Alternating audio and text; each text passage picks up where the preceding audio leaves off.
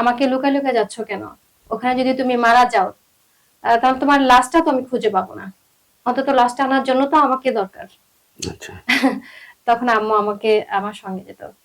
২ দিন আমার কাছের কয়েকজন ছোট বোন এই যে আন্দোলনেই ছিল তাদের সঙ্গে আমি গেছি খাবার নিয়ে। ধন্যবাদ। প্রিয় দর্শক, আসলে জুলাইয়ের কথা বলতে গেলে যে ব্যাপারটা শেয়ার করতে হয়, জুলাই কারো ব্যক্তিগত অর্জন নয় আসলে। জুলাইটা সর্বজন অংশগ্রহণ করার জুলাই সম্ভব হয়েছিল। এক নিপা নয়, এরকম হাজার নিপার গল্প আছে আমাদের জুলাইতে। আমরা কে কি করেছি আসলে সেটা বলার জন্য জুলাইতে কেউ যায়নি। জুলাইটা ছিল একদম অন্তর আত্মা থেকে বলছিল যাও, সেখান থেকে যাওয়া। সেই সময় মনে আছে 14 তারিখে আমি তখন বেশ বড় বড় লম্বা লম্বা চুল রাখতাম। জুলাইতে যখন দেখলাম আবু সাইদ কিংবা ইয়ে মারা গেছে, মানে আমি সেই দুঃখে কি করব, আমি কিন্তু আমার চুলগুলো কেটে ফেলছিলাম, যে এটাই আমার প্রতিবাদ। যে আমি কাটার পরে 15 তারিখে আমার মনে হয় নিপার সাথে আমার রাস্তায় দেখা হয়েছিল। তখন আমার একটা হাত অলরেডি ভাঙা, আমি অ্যাক্সিডেন্ট করেছিলাম। তাও কারণ কিন্তু জুলাই ছিল, কারণ সেদিন শাটডাউন নামক একটা প্রোগ্রাম তারা করেছিল, যে বাংলাদেশ ফুল বাংলাদেশ শাটডাউন।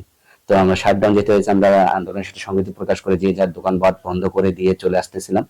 আশেপাশে রাস্তার মাঝখানে দ্রুত আসার ফলে কুকুর এবং কুকুরের পর থেকে আমাদের মোটরসাইকেলটা উঠে যায়, এবং আমরা যে দুইজন ছিলাম দুইজন খুব অ্যাক্সিডেন্ট হই।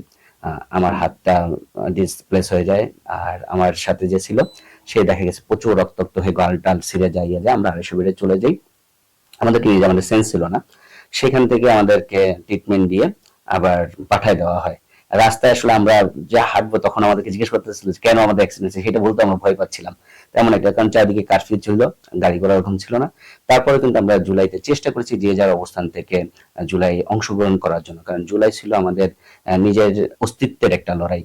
এখানে কাউকে বিদায় করার না, কিংবা কাউকে বসানোর লড়াই ছিল না, কোনো কাউকে প্রতিষ্ঠিত করার লড়াই ছিল না, ছিল অস্তিত্বের লড়াই, যাতে আমরা সেই অস্তিত্বের ব্যাপারে, যেমন নিপা বলছিল যে তার সন্তান দুটো বাপ হারা হোক মা হারা হোক, কিন্তু দেশ হারা না হোক, আমাদের দেশটা যেন সার্বভৌমত্ব আমাদের কাছে